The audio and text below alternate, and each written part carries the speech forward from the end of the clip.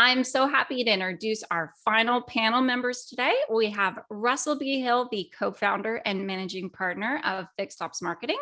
We have Art Shaw, the CEO of RepairPal, and Shawn Armorer, the BDC Alchemist. And as a reminder, this episode is presented by the What the FixedOPS podcast and FixedOPS Marketing. Gentlemen, welcome to the show. Let me start off with you, Russell. No, I'm just kidding. Go ahead.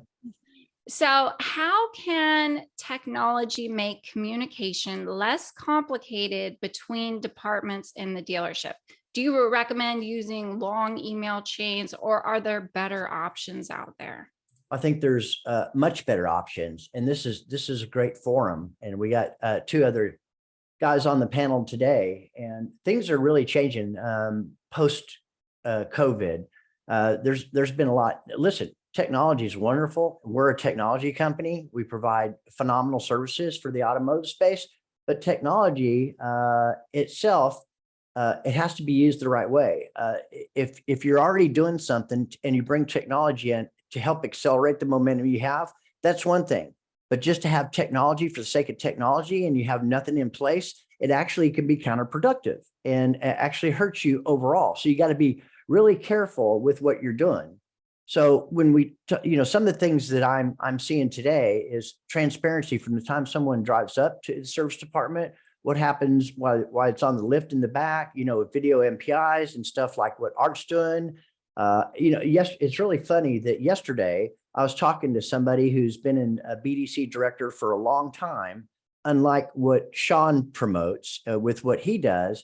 And this lady is not a part of any meetings. She's being treated like she doesn't count. She doesn't matter. She doesn't make a difference. And look, she affects everything from the variable side to the fixed side to the finances, you name it. And they don't include her in any meetings. And it's like, I don't understand that. Okay. We're one unit. Automotive, a dealership is one unit. We have the variable, we have the fixed side. And it used to be one didn't know what the other was doing, or, there was a bad rap, or what. We're one team. Together, everybody achieves more. And technology is helping bridge that gap, I believe. Great. Well, Shawn, I saw you nodding your head. Do you have some thoughts on technology and how that makes communication less complicated? Yeah, absolutely. The technology makes things uncomplicated. I am a firm believer that we actually make it complicated. I think one of the first, from working with so many dealer groups across North America, and especially as far as Trinidad and Tobago and Poland and what have you, one commonality that I'm seeing right now is what we refer to as the tech stack. And for so long, the answer to our problems, apparently, that was coming from upstairs was, hey, listen, we're having this problem. Great. What's a piece of technology that we could put over our already 11 pieces of technology running in the background to resolve this issue? So I think we need to get back to the basic root of what we do, right? So as opposed to looking to AI, which I'm not against, but we could talk about that later, but as opposed to looking to AI is only going to be as good as the people that are implementing it, right? So when I say stuff like that, there's a saying that comes to mind, is that, when the only tool that you have is a hammer, all your problems have to look like a nail. So I think what happens is whenever we have all these problems, we're tech stacking. And what happens is that we get lost in the tech stacking when something goes wrong. We don't know which piece of technology. So I think we just need to simplify it, strip everything down, and get back to the grassroots of what we do. When we're talking about communication, I think we have lost the art of how, as human beings, we were biologically created to hunt in packs, as they used to say. The adage goes, it takes a village to raise a child. Essentially, what that means is together, as Russell just said, together we achieve more. It's not necessarily the piece of technology that's going to solve our problem, but actual people that are involved to interact with that technology. And I think one of the issues that I am seeing, AI is not bad, right? Just like Teslas are not bad and Amazons are not bad. Everybody thought that with the advent of Amazon, all of these shopping centers are going to disappear. That never happened. Look at the uproar that happened with Uber. Oh my God, all the taxis are going to disappear. That never happened, right? So I think what we need to do as an industry is whatever we are going to implement, we need to be responsible with that implementation, and we need to get back to the DNA of human interaction, which is emotional deposits. And that's just simply not something that a piece of technology, although the technology will enhance the employee experience, I don't think that it's going to solve our problems. Because at the root of it, if we really think about it, human beings input information by sensing and intuition. And that is the root of our communication. So if we're looking towards, binary technologies to put in place to replace emotion, intuition, and sensing, we're probably going up a very dangerous stream. Yeah. And how about you, Art? You run a technology company. What are your thoughts on how we're using that to better our communication? Well, we've covered a lot of ground here already. So let me add 3 points. First, to Russell's point that it's one business, I look at this in some ways like a razor blade business, and the razor is super important, and it gets you the opportunity to have the razor blade. Well, what if you actually don't follow through on the razor blade side? What if you're focused only on that razor every 6 years? You've lost the concept of razor blade. Razor blade is meant to say the razor is an enabler to allow you to have the opportunity to continue to sell the razor blades for the 6 years in between you're buying the razor. Right. And yet we don't treat it like one business in that way. What percent, for instance, of an ad budget at a dealership is in fixed ops? What percent of GMs have risen up through the ranks of fixed ops, right? So one business, and yet from what I have seen from the outside, it doesn't always operate like one business. One side kind of gets more of the attention and the other side disappears over time. Technology is an enabler. It allows you to do things better, faster. Yes. But if you're doing the same thing, and this is my second point, first point, it's one business, razor blade, second point, enabler. If you're doing the same thing over and over and over again, and it doesn't get you those razor blades, isn't that the definition of insanity? Indeed. Okay, so we got razor blades, we've got insanity. So what's the difference? And the difference is exactly what Shawn said. It's the communication. And the communication and the business ties to the consumer. It's not just what happens inside the dealership. It's what does the consumer think, and are they choosing to be a guest at your dealership or not? And why don't they choose to be a guest at your dealership? We don't, as dealerships, do everything we can, because in the razor blade business, we focus on the razors. But in addition, why don't we? Good And point. it's because the technology we focus on is to enable us doing the same thing better. Texting, good. Videos, good. These are good things. Mhm. But they don't actually bridge the gap. And what is the gap that we see? The gap that we see is that consumers don't follow through on the razor blade because they're afraid about the perception of pricing at a dealership. Well, let's look at reality. Mm-hmm. Right? Not insanity, reality. Reality is dealership's a great place to get your car fixed. Incredibly high quality, great parts, trained people, staff, hours, all sorts of wonderful things. And yet the consumers do have a legitimate fear. Am I going to pay too much? I mean, that's fair, right? And so let's go back to that razor analogy. What do people do in the razor? They go online and they look for some fairness, and then they walk in when they're buying a car. Maybe they buy it online already, configure it online. So we believe that the only way, to Shawn's point about this, sensing and communication, the only way to connect the consumer to the dealership is to bridge that fear, address it head on, Right. and deal with the fact that a lot of dealers are fair priced. They're attentive to pricing. They might not be the highest, they might not be the lowest. They might be on the higher end. Consumers expect that. They know they're getting a quality service, but they're not overpricing. And so we bridge with RepairPal that gap. And so the concept of technology, which is where we started, it's great. It keeps you doing similar and things better, but let's use it to really address the key issues here. And the key issue isn't an easier way to reach the customer. It's changing the message to the customer. Exactly. Changing the message in the dealership that the razor blades really matter. And a lot of the profit comes there. So that's, it's amazing. Wonderful. If used well. We can almost end the show right now. Yeah, right. Amazing art. I was like speechless. That doesn't happen. Well, and that brings me on to my next question about the harm that technology can cause. It can harm collaboration. The use of different digital ecosystems amongst departments or the lack of training in specific technologies can cause more harm than good.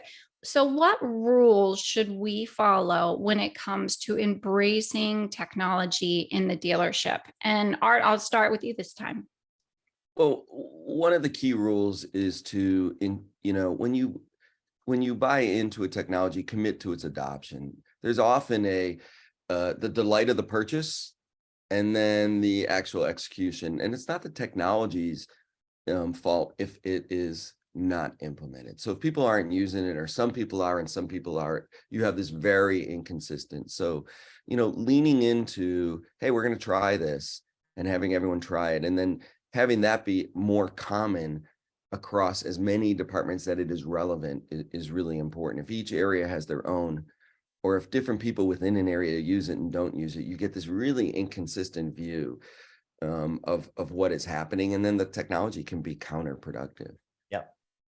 Yeah. And how about you, Russell? What rules should we follow when it comes to embracing technology in the dealership? It's still people to people. And a lot of the stuff we're talking about, we've done to ourselves in automotive, like Art was talking about, competing against each other. Or let's face it, let's talk about Discount Tire for a minute. 1,600 franchises, let's face it, they do a phenomenal job with tires, rims, and wiper blades. Beyond that, that's where it ends. Nobody's better equipped to handle any and all related services from the front end to the back end than a franchise dealership. And so we've tried. The two biggest defection points are oil changes and tires. We've done this to ourselves, thinking that we can't compete. That's what the consumer thinks. So the stuff like what Art has and the way that and RepairPal and how Shawn addresses things and communicating with the customer, these are just tools to help us. If we have to be bought in, if we're going to use these things, I have seen, and I'm sure all of you have seen, some great tools out there, but it requires somebody to do something at the dealership level to achieve the desired results. And there's no accountability, there's no communication, there's turnover, everybody's busy. Next thing you know, the controller's saying, what is this? Well, it doesn't work, cancel it. Well, that's not really the case. But there has to be buy-in, and that it's still people. People make up everything. When we talk about I'm going to try to go off on a tangent, chat and AI. These are great tools. Okay. The definition of our job descriptions, most jobs aren't going bye-bye because of technology. They're going to enhance the way we do things. The nature of how we do things will change. We're still going to have the same job, but we're going to be joined by technology to use to enhance that and deliver and communicate and deliver the result to the customer. And I really do think there's a paradigm shift, and I think it was all accelerated since the pandemic, and we're starting to figure it out. So you have like UVI or traction, you got Art and RepairPal, and what happens with that transparency. And again, back to the lift, the video MPIs. These are all things, if they're delivered by us humans in the right way, we completely eliminate all the stop gaps that have caused us to have this tremendous fear. This is going on right now in automotive. This is why we're talking about it. Most of you know this, but we still have to bridge the divide between the front end and the back end. I think Art alluded to this earlier. I think it's astronomical. It's like, and I was one of those variable guys as a GM. 80 to 85% of GMs grew up on the variable side. So you have this big budget for the variable side, and this is what you got for the fixed side. Those things are starting to change. And how about you, Sean? What rules should we follow when it comes to embracing technology in the dealership? I am of the opinion that we are the victims of our own success in this industry. I firmly believe, and outside of the industry as well, I firmly believe that unfortunately we have kind of we are a disconnected society. I think that we've allowed technology to really, and again, I'm not saying technology is bad, but we've allowed technology to replace a lot of the binary actions that we do on a daily basis that was actually meant to connect us. Like I'll be the first one to say it. I don't know half of my friends' phone numbers right now. Why? Because I just go into a phone. You remember back in the day, I used to actually walk around with like a little phone book, and I used to actually have my 5 best friends like at the tip of my fingers. But now all of a sudden, we just ask Siri to dial a number, and then we go on Amazon and we push a button, and there's a brown box here tomorrow. Now, the technology, exactly like what Art was saying, and exactly what Russell was saying, is if it's used correctly, of course. So what I would say is that we need to reconnect with people first. It's a people business. It always will be, at least in what we do. Yeah. Okay. So I believe that we need to reconnect. Now, how do you reconnect with your people? Managers do things right. Leaders do the right things. Beautiful. I firmly believe that moving forward, we need to go from a much more vertical decision-making process to a much more linear decision-making process, and invite the people in the shop, invite the techs, invite the BDC, like Russell was saying, all of these people that are responsible for frontline customer service relations are quite often the last people to find out, like, hey, by the way, last week we put this tool on the website, so you should see a spec. Oh, we did? Or is that what these calls have been that I've been wondering where are these coming from? Right? So I firmly believe that we need to get the right people at the table. So the term that comes to mind is the people with skin in the game should always be invited to the decision-making table. Perhaps not to make these $20, $30, $40,000 decisions that the GMs have to make. I get it, but at least get their buy-in so that we understand what's going on. That's right. The areas of growth that I work with the dealers that I work with in the BDC world, there's 3 areas of growth that we're really looking for, right? So the 3 areas of growth are incremental growth.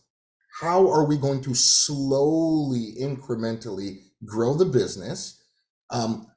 Revenue generating activities, not just calling. Like it's ironically, I was coaching one of my BDC agents yesterday, and we were doing a lot of role play. I love role playing because we need to move away from scripting to more cultivated speaking, but that's a whole other thing. So, and she was going through it, and the minute that she started, she's like, hello, my name is, so-and-so from ABC Motors. I am just calling too. And I stopped it immediately. And I said, we're never just calling somebody. I mean, the very essence of what the BDC does is to call out and communicate with people that have requested information on a vehicle. And she said, yeah, of course. And then I said, but hold on, that's not what it is. What are they going to be using the vehicle for? Driving to medical appointments, picking up the kids, going to work, coming back, putting food on the table. So we're not just calling somebody. We can actually make dreams come true by this. Right. So we need to reconnect. And before going out and stacking tech and buying these new fancy shiny gadgets, we need to first define what is it exactly that we're looking to accomplish by implementing this. Because exactly like what Art said, and I've seen it time and time again, and I'm sure all of us have seen it. You go into a dealership and they're paying 20, 30 grand or whatever the price may be per month for a piece of technology that they're using at what? Maybe 20%, maybe 30% capacity? If that. So what exactly are we replacing, or why exactly are we purchasing this thing, and let's define what it is. Now, is it because we have a breakdown in process internally and we're going to go out and replace that with a piece of technology? Well, before doing that, why don't we focus on daily training? Right. Right. So it's just, I believe that technology should be used responsibly to enhance the employee experience and really focus on defining exactly why we need to go out and get this thing. Yeah. And the customer's experience too. Absolutely. 100%. Yeah. Well, in order to achieve the customer experience, you first have to achieve the employee That's experience. right. I love what you said earlier. Managers light a fire underneath people. Leaders light a fire in people.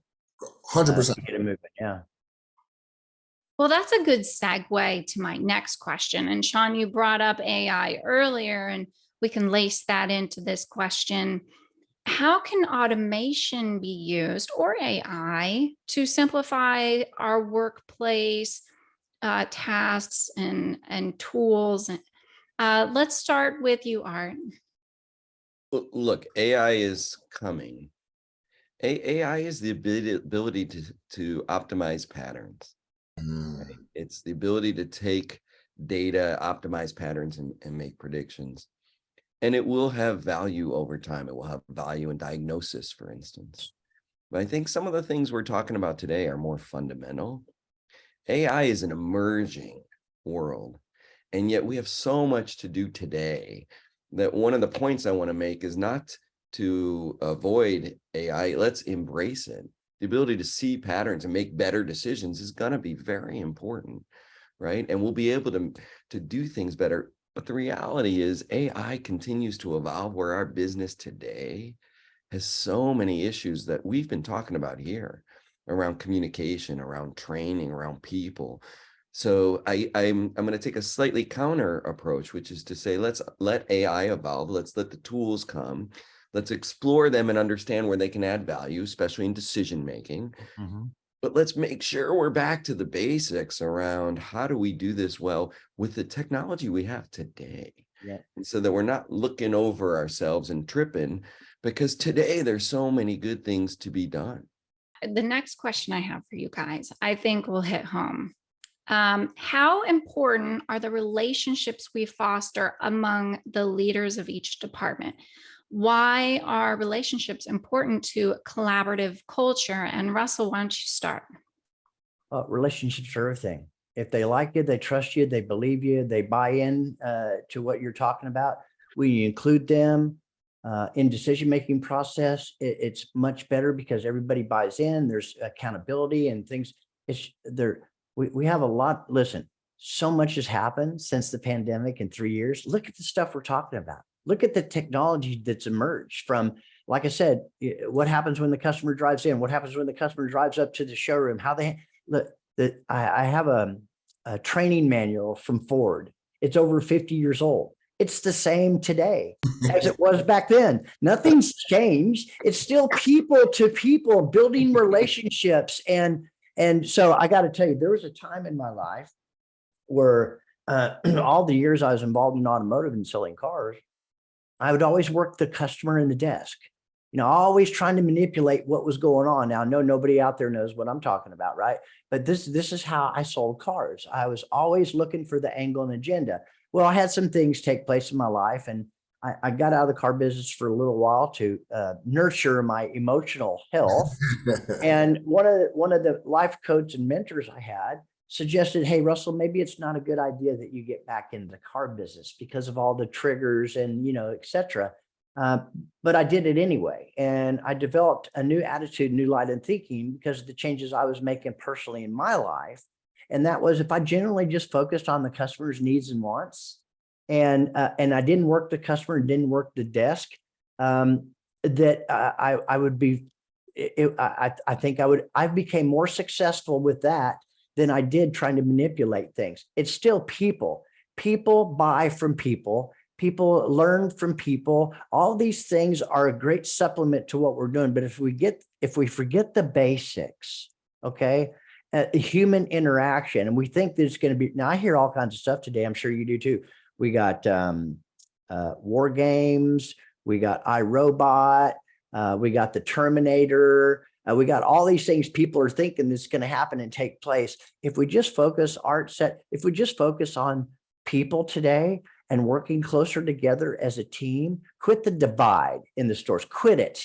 Okay. I do see it's already starting to happen, but people are, it's just, I could go on for an hour on that alone, but it's all about leadership. It's all about inspiring and motivating. See, people want to know that they count, they matter, they make a difference, and they're a part of something bigger unto themselves. Okay. And that's not the way it used to be in automotive, but that's the way it's becoming now because of people like us talking about it, getting it out there. This technology, we weren't doing this 3 years ago. Look at what we're doing now. Look how many people we can affect and invoke different lines of thinking and stuff like that. So I'm all excited about it, obviously.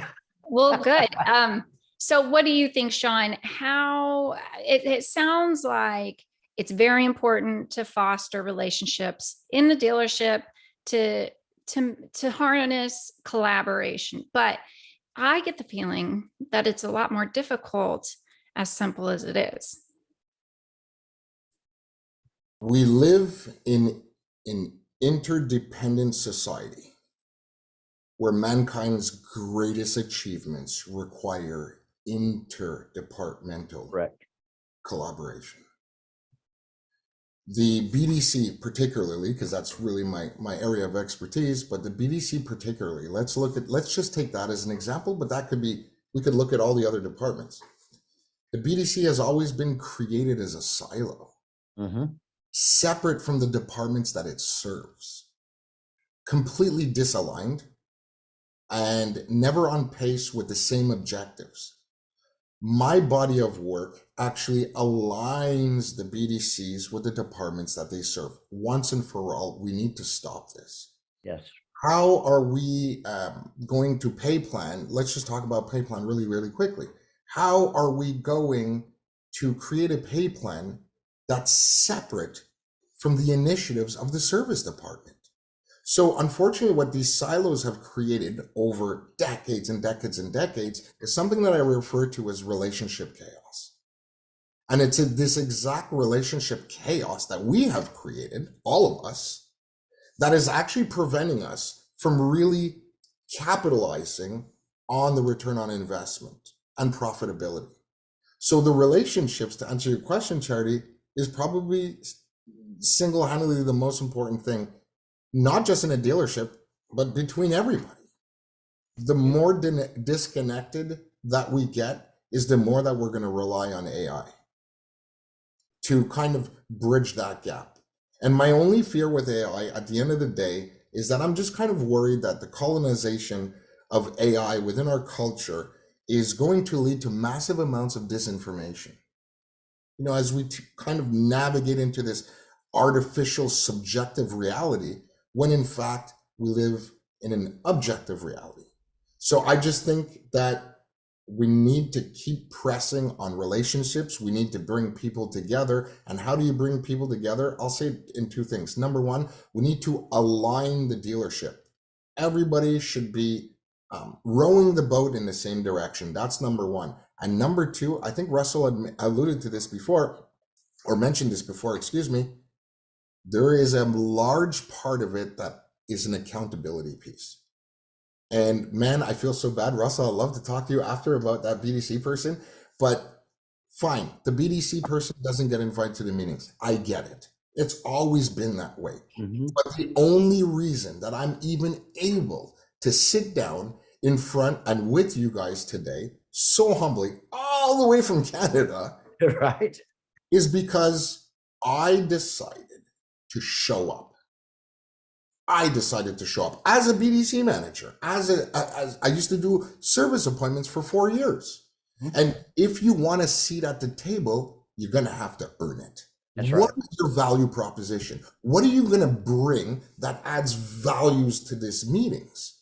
So if somebody, because I used to be that person, if somebody's not getting invited to the table, well, what have you truly contributed to get an invitation? So if you're not being invited to the table, and I mean, especially the BDC, I mean, it's an incubator of data. Yeah. All the phone calls, all the appointments comes in and everything comes out. You're sitting on a mountain of data. Now, how you manipulate it and what you do with that data remains up to the person. Sure. So I think there's a large accountability piece that needs to be implemented or considered in order to eliminate this relationship chaos that we've done. Well said. That's a very well said. Great points. Art, would you like to add anything on relationship building? Oh, I'd love to. Come on, Art. I'm so excited. Wait, It is. try to pull so many of these pieces together. So relationships include our guests, consumers, the people who choose to fund us or not. So relationships, charity, are exactly what we need to do. And Repair Pal Certified, if you look at the essence of what we've created, it's about quality and relationships. So what does that mean? It means for a consumer, a relationship is someone who chooses to price fairly, not low, Mhm. MSRP, average dealer labor rates, modest amount of matrixing, so that I know, Charity, you're going to be coming over and over again because I'm treating you well upfront. I'm not treating you like a transaction, because in this communication, it includes the customer. So Repair Pal Certified works for dealers who think in relationship terms, right? And any dealer who talks about guests and relationships and treating customers right almost always fits our paradigm. Who's not looking at a consumer as a transaction to make the most of today and be gone tomorrow. And what Russell said is so interesting. People buy from people. People want to know. By the way, WTK, different from WTF. It's a new one added on. Mhm. What do they want to know? Well, they know that the fixed ops department is high quality. They know it's got the big OEM brand behind it. What they don't know is, what's it going to cost me? Right? That's the big gap. And guess what? 73% of the people stop fixing their cars at dealers because they're worried about price. That's it. Everything else is important, 27%. Yep. 73% price. And so guess what? They want to know, what's a fair price, not a low price. That's where dealers sometimes kind of confuse the thinking. Yeah. People know it's high quality. They're willing to pay. 81% of people value quality over price in repair. Absolutely. Preventive maintenance, different, but in repair. So what do? Guess what? They're starting to go online. Or if not, let's go over to what Shawn said. The BDC, think about it. What is a vehicle for? Dreams come true. It's communication. A vehicle is in that communication, making that dream come true. It's also putting away the fear. Yep. The fear that 73% of people walk away, so that by the average age of the car on the road, average, not end, most people stopped. And yet if we're thinking relationships, which many dealers are very successful, right? And then we understand that people want to know, then imagine at a BDC, when you add these words to a script. Hey, Charity, I know you weren't expecting that $1,200. It is red on the MPI. And then you say, and we're Repair Pal certified for fair pricing. That's it. 25% increase in win backs and service declines coming back. Because even though people don't all know Repair Pal, I'm not saying that. No. You're addressing their main concern, and you're showing you're attentive to it. You're showing you want a relationship with the consumer that come back in. We're a great place to get it fixed. So if we're thinking about relationships and we're thinking about communication and we're thinking about this is larger than just a repair, it's about dreams coming true or reducing fear, then you've got to include in the conversation what the consumer wants. Yeah, I think that I got to tell you, Art, because of what we do online, which is where the customer's first experience is, because of all four of the profit centers being located there. Okay, the quality of the lead that's generated, or the conversion that happens for Shawn and his departments and what he teaches is extremely invaluable, because there's enough information other than very subjective, hardly any information. And the fact that they can start learning about Repair Pal. That's one of the reasons we have a partnership with you guys, because of the transparency, eliminating the fear. And that people think, well, I don't want to coupons, offers, specials, whatever but if you have things to educate customers, the better job you do at building value, the less subjection there is to price. If you focus on price, well, then go to Pep Boys, Firestone, Goodyear, Valvoline, all those non-franchise entities. But everybody already knows, if they get treated right and it's fair and we're transparent, there's no place they'd really rather go than the franchise dealer. They see that Toyota emblem up there, or what? I mean, right? Absolutely. And they do have a fear because they can't tell. That's I sometimes ask fixed ops directors, okay, take your Toyota, you're driving around, you're in Florida. Which dealer would you go to? Who's going to charge you fairly? You don't want low. You're not looking for low. Who's going to treat you fairly? And so the consumer wants to know the same thing. They do. They don't need low. They're not all leaving because they want it cheapest. 81% of people value quality, but no one wants to feel like they're treated poorly. That's right. Everyone wants a relationship. Everyone wants to know that it's okay and it's fair. I'll pay more. I mean, look at everything else in the world. Does everyone stay at Motel 6, or do some people stay at the Marriott or even the Ritz-Carlton? Right? I mean, of course, people understand, and they understand the dealer is incredible value proposition. But imagine if you walked into a Marriott and had no idea that one could charge $1,200 and the next can charge $3,000 for the same room. Like, you're lost. You just want some clarity. That's and the people who want to communicate. And guess what else? We talked about, Shawn talked about the employees. Well, employees love it too. Yes, when they know they're treating a customer fairly, not cheaply. You don't have to discount as much, which actually makes the dealership like, oh, it was overpriced. Yeah. Right? You can actually embrace the consumer that we're fair. We got a great product here. Be proud. And your employees want to work in a place where they feel like they're treating people well and they can communicate that. That's right. And you nailed it, because you were talking about, sorry, I just got to jump in. You were talking about clarity, and the thing that comes to mind, especially when I'm actually coaching.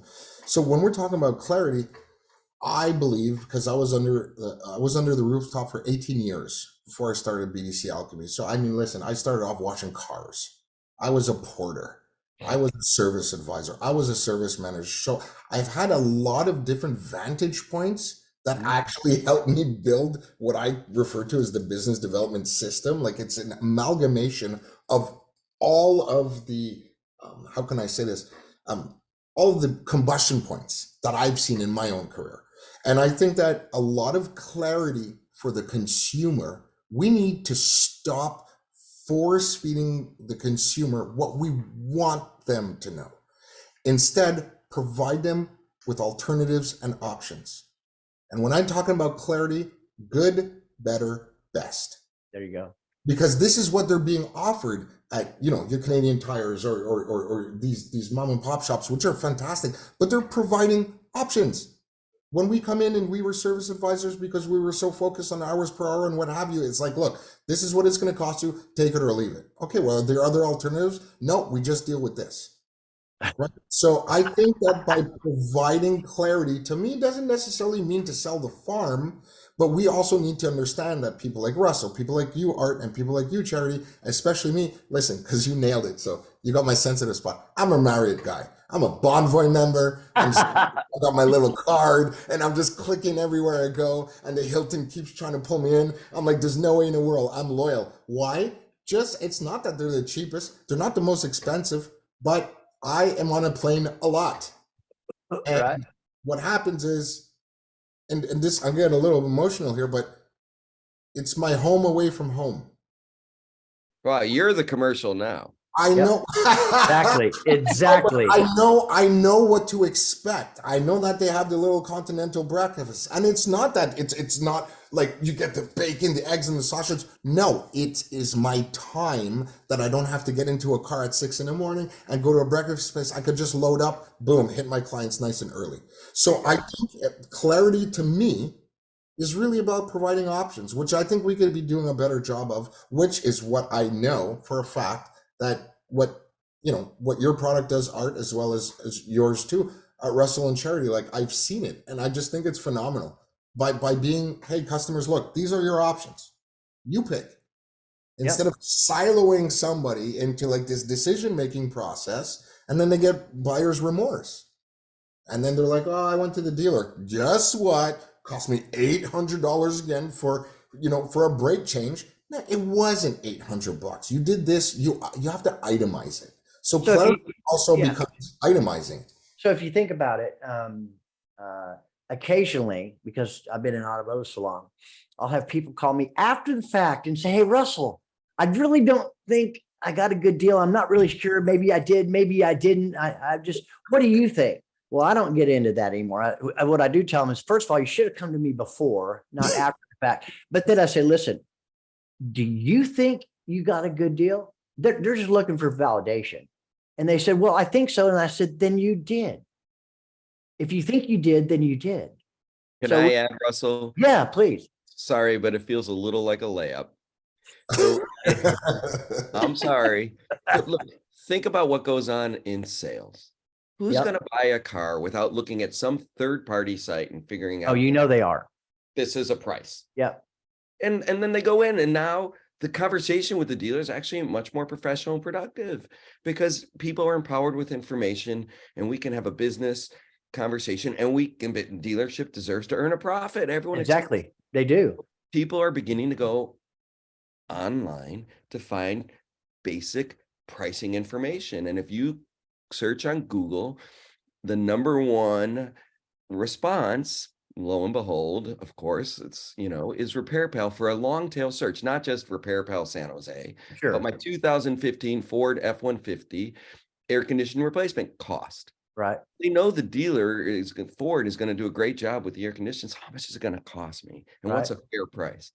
And so people need that validation, just like when they're calling you, and it's fair and it's good. And we create a range, which dealers that are attentive to pricing, who are thinking about relationships, fit perfectly in. No, absolutely. Sometimes we walk into dealers, they're like, oh, I know I'm already too expensive. I'm like, well, what are you charging? Well, I charge this. And then what? I've heard that person charges that. They're actually already doing all the work to know they're fair. Yeah. And their logic says, and I know that guy's charging crazy, and I'm not going to do that. And we're here, in the middle or in the middle high end. And like, well, guess what? That's where we set our range. Well, I think it's once again, it's transparency, which is why I said what I said. They were very uncomfortable with the salesperson. That's the reason they had doubts. Okay. The good, better, best, the transparency is fine. The delivery and the person is coming from just completely, A plus is the experience, don't you think? In providing those options, they do feel much more. I do when people are, it's like people don't understand sometimes when you get that uncomfortable feeling in the pit of your stomach when you're dealing with somebody in sales or any business. See, one thing I've realized about human behavior is the body can't lie. Only the words can lie. So when there's a disconnect there, you get that, you don't know what it is exactly, but the vibration, whatever you want to call it. Okay. But something's different. And I think this is the stuff that we're addressing today, from the BDC to transparency, to the website, to the experience, to the delivery, to the communication, to the leadership, working together as one unit instead of against each other. This is all part of why I love this business so much, and to see all this stuff coming and what's changed in the last 3 years. It's amazing. That's right. And unbeknownst to you guys, you've answered the last questions I have. So Oh. I'm going to throw out a statement for the last question. So the departments aren't working together. The customers are in fear. There's internal dysfunction. What I think we've learned today is we can use technology to aid in helping that process. Agree or disagree? And Shawn, why don't you start? Agree. And I agree based on what Art said before. If we're using the technology as a predictive model, we should see the iceberg before we hit it. So as long as we're using it strategically, yeah, I totally agree. Art, how about you? Yeah, technology is an enabler. What's the essence?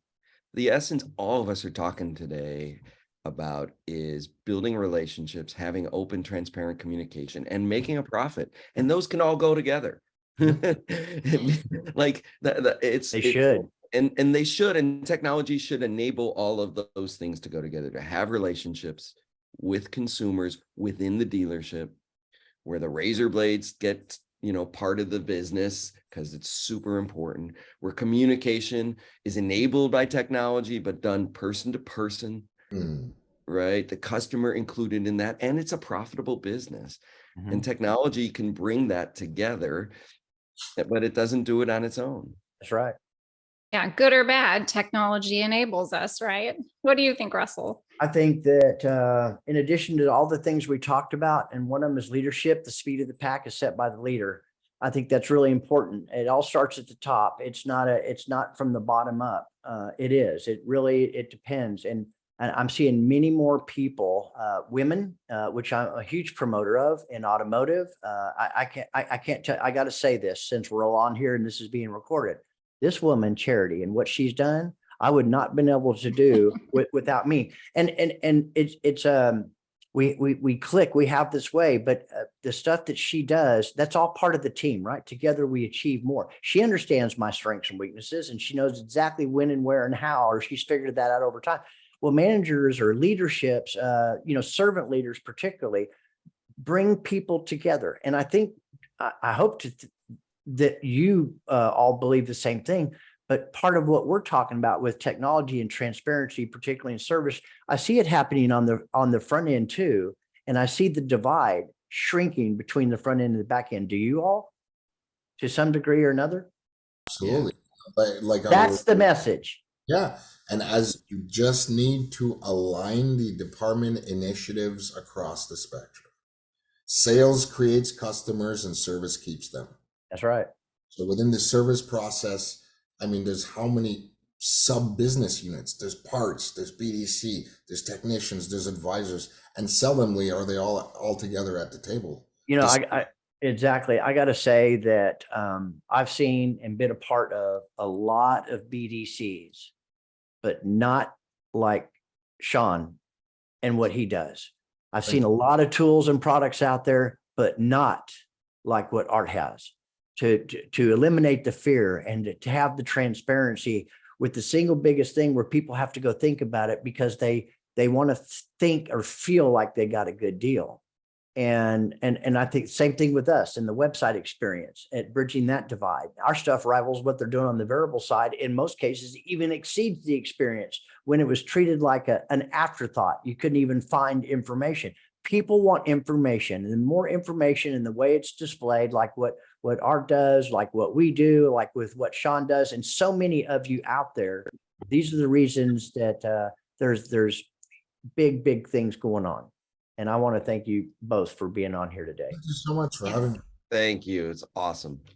Yes, and I have heard nothing but great things about everybody on the show today, which is why you're here. So thank you very much for joining us today. So everybody else, stay tuned, sign up, visit us online at fixedopsmarketing.com/the FixedOps Institute to be in the loop when we host another episode of the Institute. Thank you all.